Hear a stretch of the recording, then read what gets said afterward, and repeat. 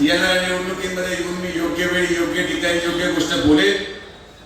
पण अजित दादा आल्यामुळे मी अवश्य सांगेन की या सगळ्या रामायणाची सुरुवात अजित दादांपासूनच आहे।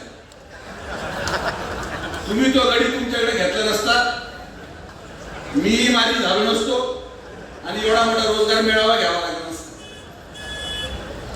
पण येणाऱ्या कालावधीमध्ये अनेक गोष्टी या तालुक्यामध्ये आपण बदल पाहत आहोत।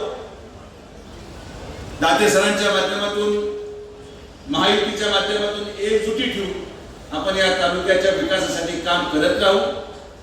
येणाऱ्या कालावधीमध्ये परत एकदा स्थानिक स्वराज्य संस्था असतील, नगर परिषदा असतील, मी आपल्याला विश्वास व्यक्त करतो की या तालुक्यामध्ये प्रत्येक जागेवर महायुतीचा झेंडा फडकल्याशिवाय राहणार नाही, एवढी ताकद या तालुक्याच्या सर्वसामान्य जनतेमध्ये आहे।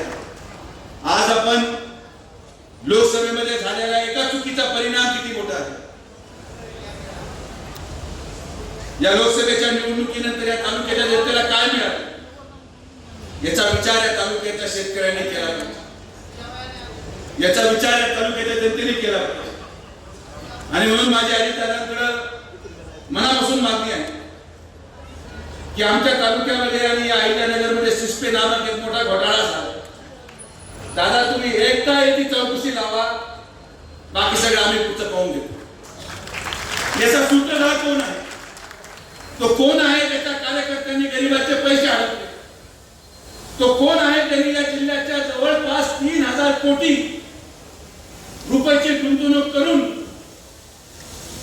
गोरगरीब जनतेच्या भावनेशी खेळ केला।